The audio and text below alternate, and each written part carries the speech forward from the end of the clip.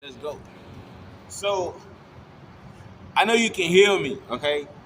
Like, like we just gonna have fun right here, okay? We just gonna have fun, and we just gonna, talk about, me and my story. And I really want to talk about jail, cause like I really want to talk about what happened in jail. Like when I got out, everybody, asking me, like, hey, what happened in jail, nigga?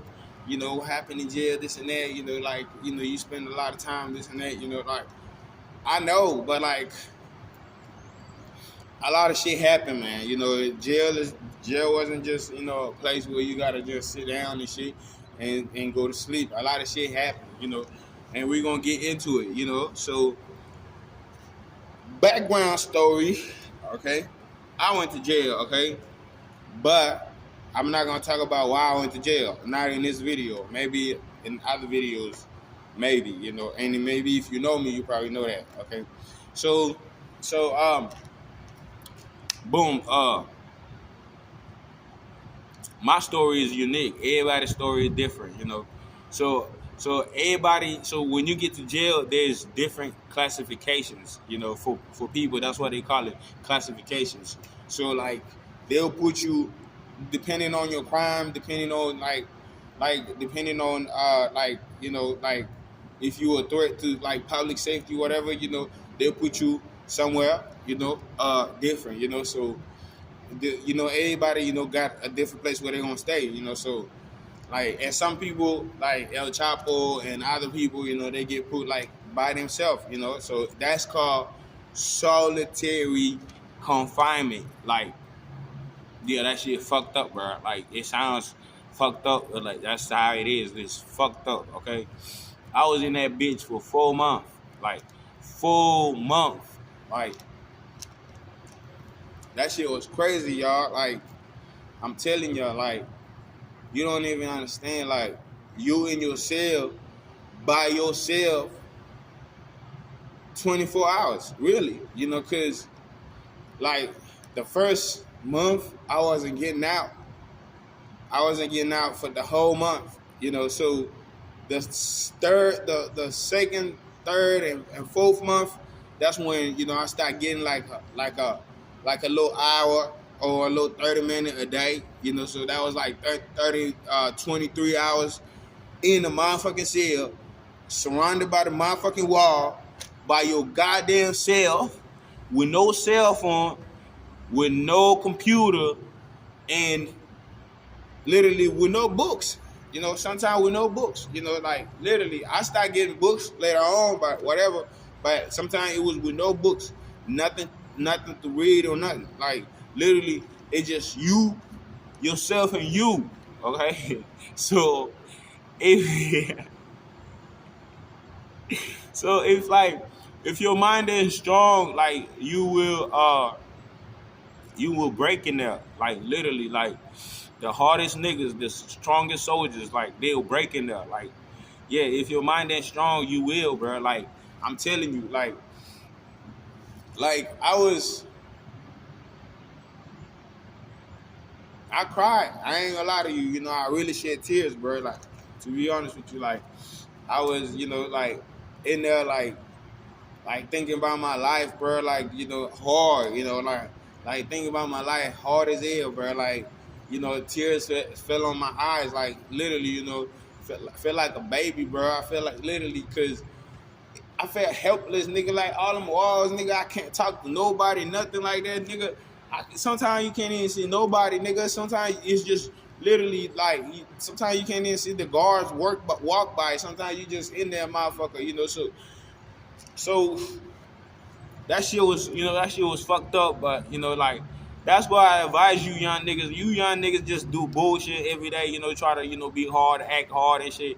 Like, hell no, bro. Like, going to jail ain't what you want, bro. Like, you don't want to be in there missing your mama, bro. You don't want to be in there, bro, missing your girl. You don't want to be in there missing your fucking family, bro. I'm telling you.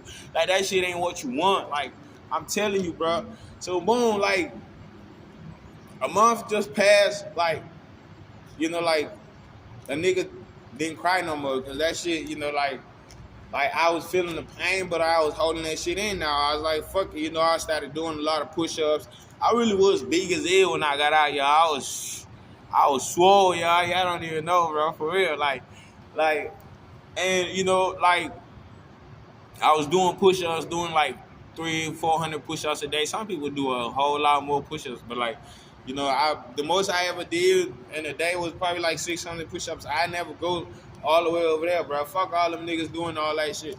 Like, it's okay, bro. Like, but I don't need to do more than 1,000 push-ups. No, like, fuck that. Like, you can do that, but like, I'm not no fitness trainer, but I can do that too if I want to. But I ain't talking bad about people who do that. But like, I got off topic. But like, that's what I was doing in there though. Like push-ups, like push-ups. The first 2 weeks I started just doing push-ups, and every day, like literally, I would just wake up, like not have nothing to do some push-ups. Some day I would do some sit-ups, some sit-ups, and some days I would, I ain't gonna lie to you. Some days I would sing, and some days I would rap and shit. Like just in there, just like trying to, just in there trying to entertain myself, trying to make myself feel good. I ain't gonna lie to you. Like I was in there, like going through it, bro. Like literally, So after that first month, they had moved me to a different pod, and this pod I could get like that first month, that first pod, they're like them hoes was real crazy, bro. Like motherfuckers crazy, bro. Niggas that shit. Like the Waffle House killers and all of them niggas, bro. Like literally, there was crazy ass motherfuckers in there. So like, they moved me from that motherfucking pod, they took me to a different pod, and this one was still solitary though, like literally. And like in this one, bro, niggas would yell out, like cuss each other out all day. Fuck you, bitch ass nigga. You ain't gonna do shit, this and that. Them niggas was some bitches, bro. I'm telling you, like a lot of them niggas was like, they couldn't fight because, well, there probably wasn't no bitches, but like you couldn't fight in there. It was solitary. Like everybody in their cell. Like nobody came. Like only a few people came out with some with each other, and they had like cuffs on them, like shackles on their feet, and what else? And not just that, they had shackles on their feet, and they had what else they had? They had and the shackle in the stomach, because they would hold your stomach too, So the shackles on your hand gonna be connected to your stomach, and then they're gonna have some shackles on your feet. So like, boom, that's how you come out there. So like niggas would just talk shit, but like niggas wouldn't really like fighting like that. So like, one time though, I seen a fight in there. Like I was telling my friend today about it, bro. Like I seen the fight in there. That shit was crazy. Like a nigga that was cuffed up and chained to his feet and everything, and another nigga that was cuffed up and chained to his feet, whatever, and they got into it. This nigga spit on the other nigga, so the other nigga, and the other nigga swing with the elbow. Like literally, it was a funny ass fight. Like a motherfucker swinging with the elbow. They got the it's like it fighting like that. It fighting like that. Like I'm like, bro, what the fuck? Like I'm watching out my fucking cell outside. I'm watching out the cell. I'm like, damn, bro, that shit crazy, And they ain't fight for that long. The guards came, took them niggas down, literally, like took all them niggas back in their cell, and they ain't had no rape that day no more, and that was over for them. They had to go to fucking sleep, literally. So that's about one fight I seen in that pod though. Like, to be honest with you. So, but like, I started getting books though. I started getting books in there, like, because I would go like when we was rake. When you on rake, you can go to somebody's cell like this. This shit, that's their cell, and you can talk to them. You can be like, you can talk to. Let's say you know them. You can be like, hey, what's up, bro?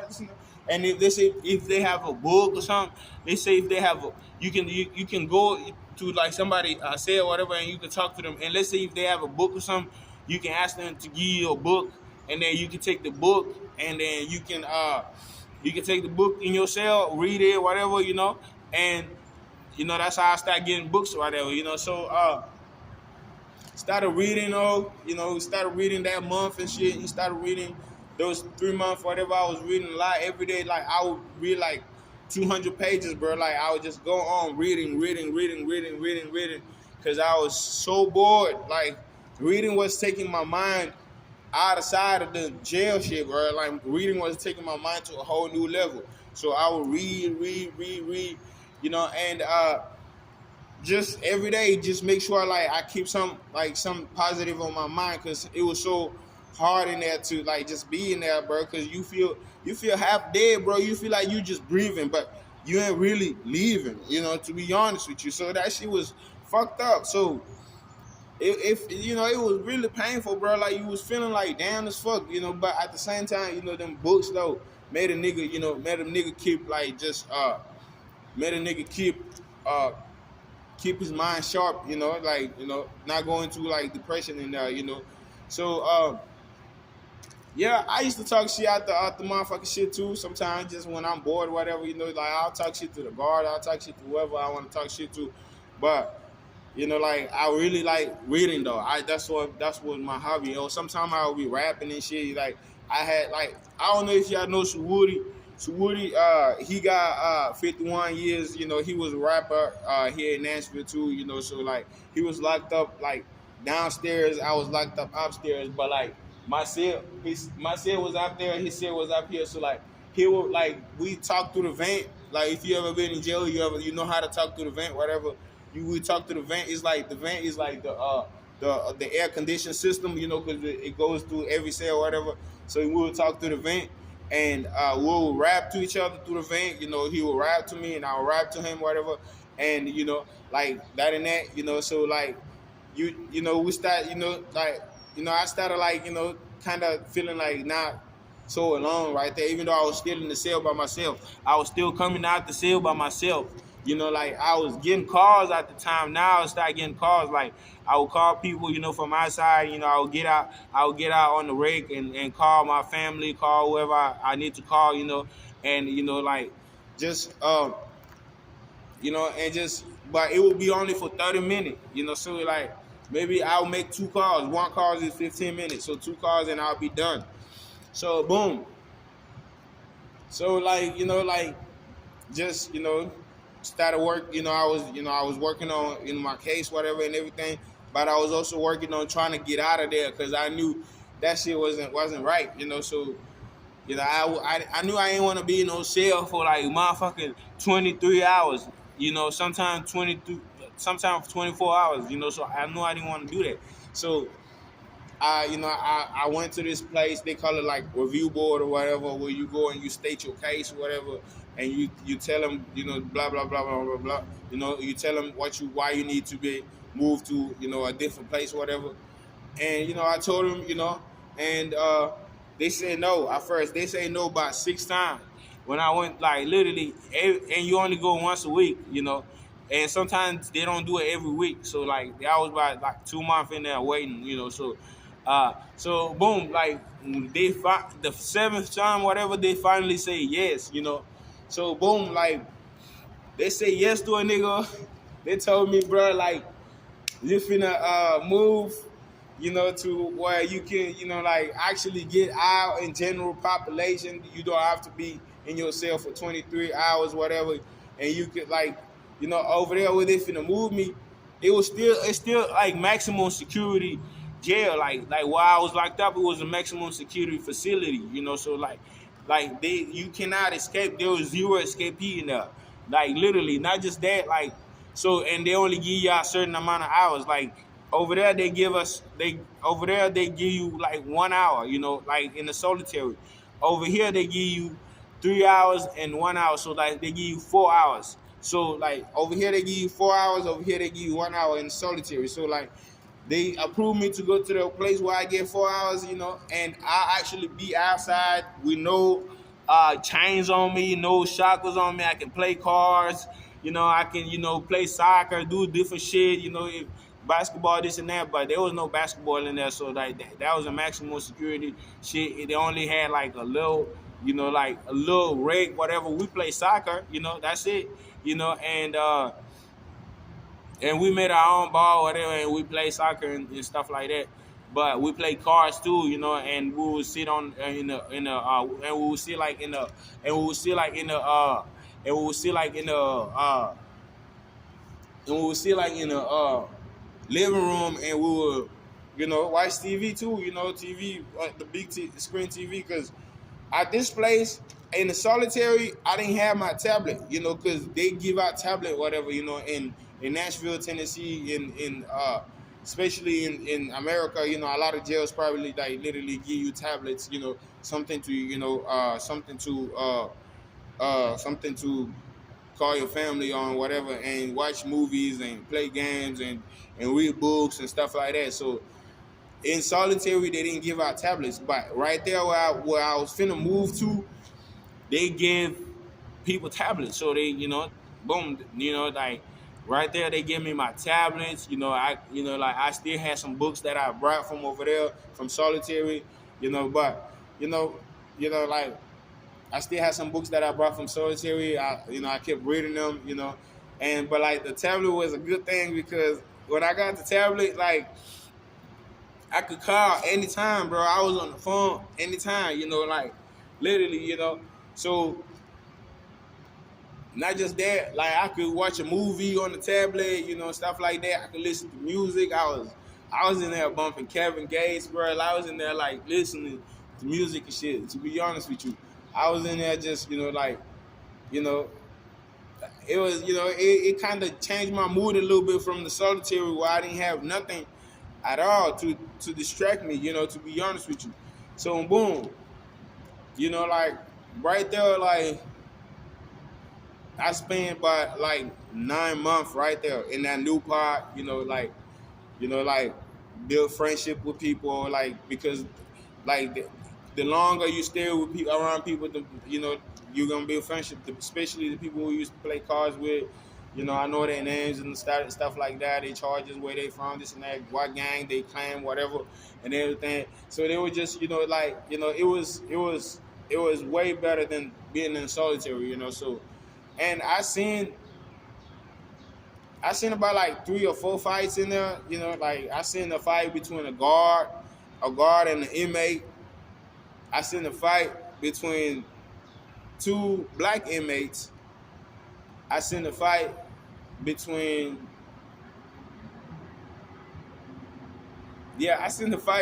a Puerto Rican inmate and a black inmate that we used to call Snoop Dogg. I seen a fight between those people, and then I seen another fight between the 2 cellies, but really I didn't see that fight. I just see the result of the fight, how fucked up that nigga was, to be honest with you. So that's all I see, but he fought with his celly, whatever, and his face was fucked up. His celly got moved to a different place, and they left him right there. They left him, so we saw his face, whatever. So boom, and he was a big ass nigga too, but he got whooped anyway. So that's how it go, Sometimes big niggas get whooped, to be honest with you. So, but it was cool right there, cause like it didn't feel like solitary, bro. Solitary felt like horrible, like just horrible, Right there, it felt good, a little bit, because it was people right there, bro. Like, and you get the 4 hours, like you don't actually get out with the chains. You can actually get out and move, bro. And you can see outside a little bit. In solitary, you couldn't see outside. Right there, you can see outside through the window. They leave like an open space on the building, and you can see outside. I used to see the Batman building. I could see up. I couldn't see the ground or whatever. If I climbed it, I could see the ground, but like. Yeah, but most of the time I used to see up and stuff. So, so that was the advantage though. You see, and the sun. Sometimes you can get the sun, because when you wake up in the morning, the sun ray can hit you in the building, whatever, where you at the wreck, and you can get the sun in the morning. And over there in solitary, it was no sun, So I'm not gonna lie to you. In solitary, I read the Quran. I read a lot of stuff about the Quran. Like how Muhammad, like was fighting wars. How he, like literally how he transformed, like a lot of his tribes into Islam. How he, how like the laws he was talking about, like how to take care of like orphans and how to take care of like women and people that need you, whatever. And I was reading all that, I was reading, how to how to, get connected to the creator, whatever, and how to get inspiration from the creator, and how to, actually, pray for things that you need. Alhamdulillah. I'm not Muslim, I'm not religious at all. But I was just, I was just into, that book, And then one day I started reading some bullshit in that book. And it kind of made me like go cuckoo. It kind of made me go crazy, And it was, he was just talking about how like, we're supposed to like people are supposed to transform everybody into that religion, and the people that are not that religion, they are doomed or whatever, And I'm not talking too much about religions because a lot of religions they do that. They kind of like like demonize anything else that's not their religion. So like, boom. So let's skip. But I didn't just read that. I read this cool ass book, man. This book, man. Like I read this book. It was like it was this author. Like this. I'm not gonna go through the whole book, but like it was an author like that was very popular in like 1960s, whatever, and he stopped writing. So one of his fans, whatever, got mad because he stopped writing. It's really like a Stan story. If you know Eminem, whatever, the Stan story. So the but this one didn't end like Stan. Stan didn't kill himself in this one. Stan went and killed the author.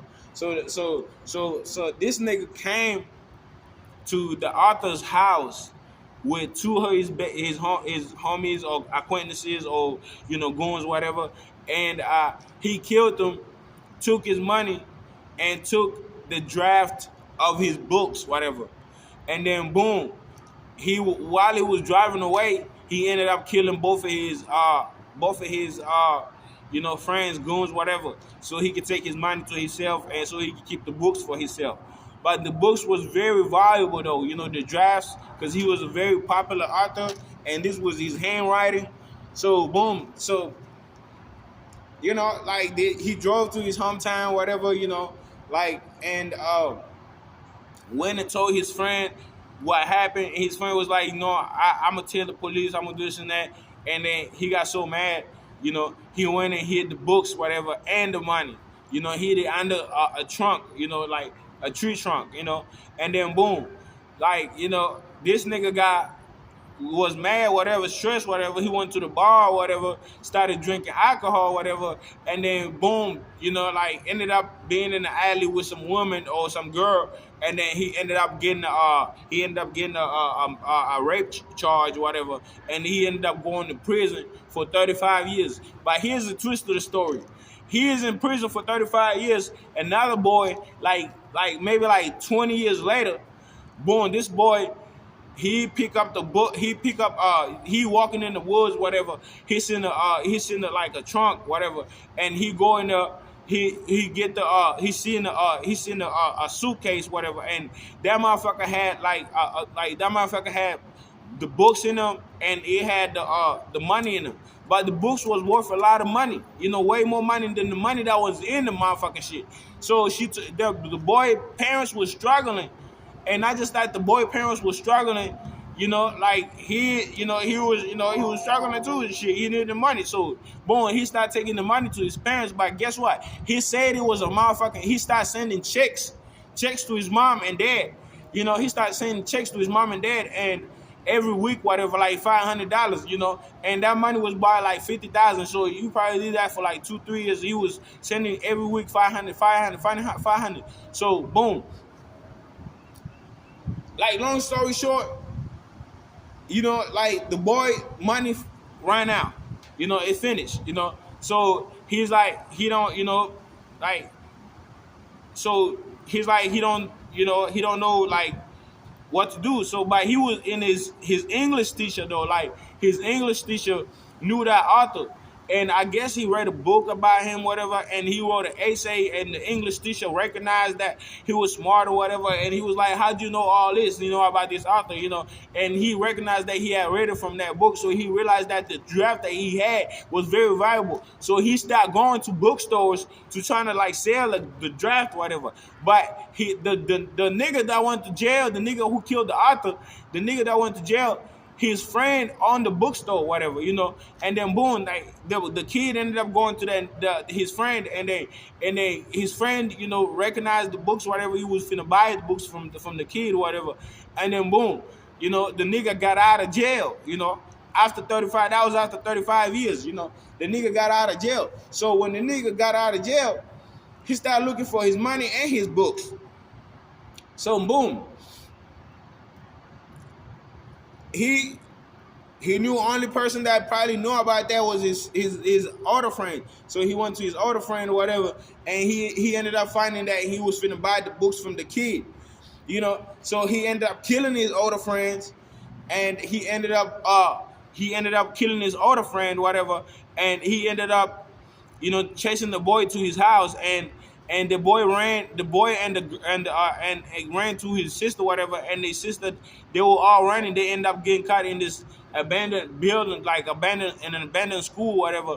And then the dude that killed the author, he tried to burn the house. He tried to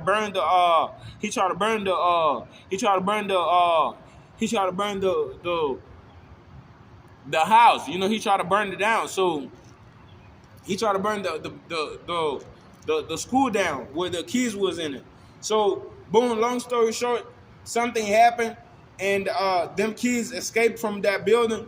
And while he was going trying to see what happened, I think the kids pushed him in the building, and he burned whatever, and end of the story.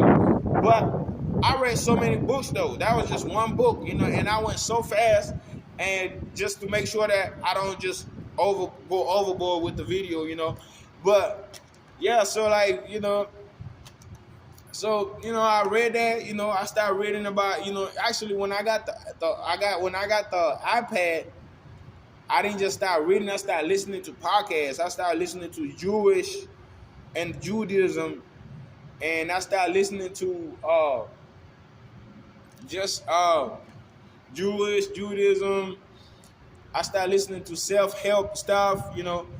I started listening to different shit, different podcasts, and I was listening to the news a lot, especially PBS, whatever. But at the same time, like I was still like in jail, man. Like like all this shit to say, man. Like you still in jail. Like I was still missing my family, man. I was still missing like just being out here, man. Like you see this air, man. You see, like I was just missing like being out, bro. Like I was just in that motherfucker. Like you just not happy, bro. Like I don't care, bro. Like nobody is happy in jail, bro. I'm telling you, even though you do a lot of stuff to make yourself not go crazy, but you're still not that happy because it's like anytime the reality can kick in, you can be like, boom, oh my God, I'm in jail.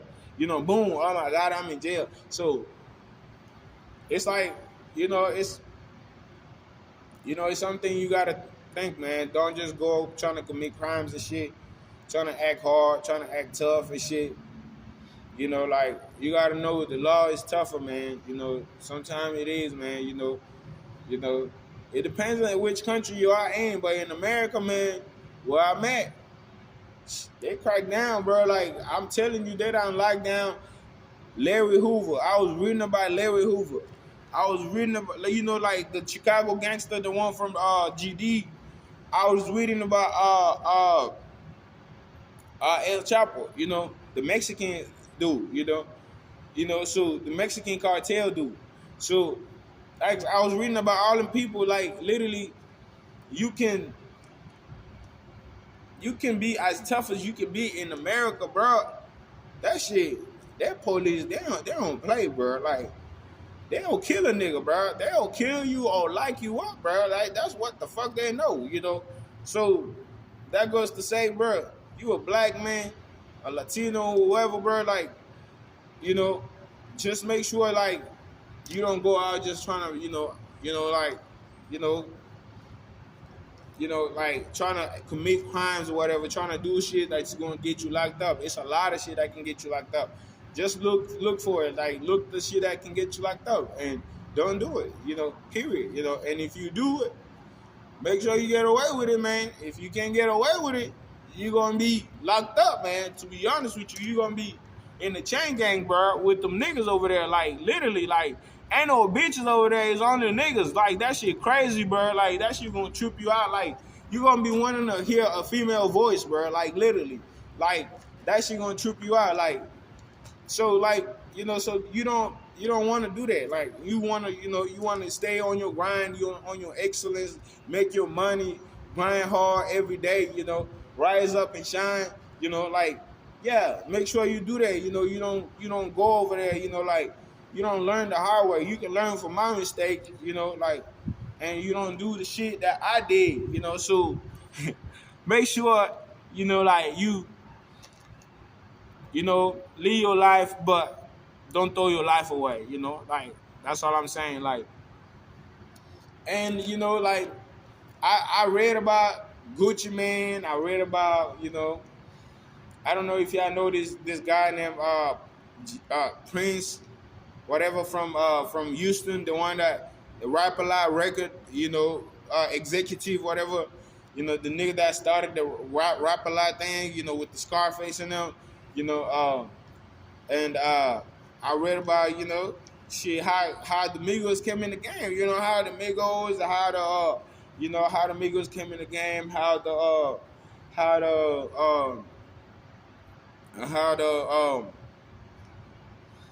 Young Thug come in the game, all them motherfuckers, Gucci Mane helping motherfuckers, bro. I'm telling you, bro. It was Gucci Mane, trying to help them niggas, to be honest with you. So, like, shout out to Gucci Mane. So, like, I read his book, I was, that actually, I gave him some respect for that, for real, so, it's a lot more, man, I can go into, but I don't want to make like a long, super extra long video. No, like, no, I don't. Like, I want to, keep it where you can, watch it and then, move on, do your other shit, So if you love this video, man, make sure you subscribe, man. This real for me, man. Ain't no lie, man. Real story, man. Story time, shit, like, holla at your boy, man. Young Desire, peace, man. On Facebook, look me up on Instagram, Young_Days_95, Quiety.